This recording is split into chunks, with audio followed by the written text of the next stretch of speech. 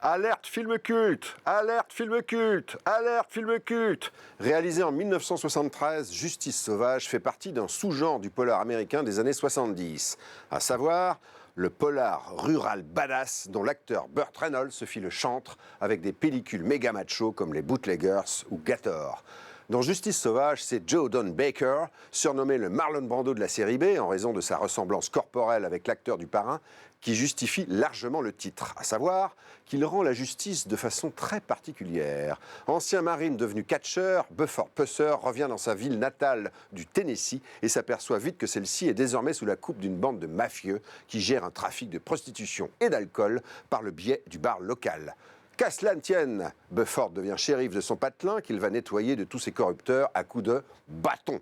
Avec son ambiance redneck, ses gueules cassées et ses bagarres de saloon, Justice sauvage a le look d'un western moderne, boosté par des corps à corps secs et brutaux, où le massif Joe Don Baker brise des os avec un morceau de bois mal dégrossi. En ce sens, son personnage, qui rend la justice pour défendre la ville de ses bad guys, n'est pas loin de faire penser au train sifflera 3 fois, où Gary Cooper faisait de même pour épurer sa ville. Vieux briscard de la série B hollywoodienne des années 40 à 70, Phil Carlson réalisait là son avant-dernier film, avant de remettre le couvert un an plus tard, avec l'excellent La Trahison se paie cash, autre polar redneck encore plus sauvage, toujours interprété par Joe Don Baker.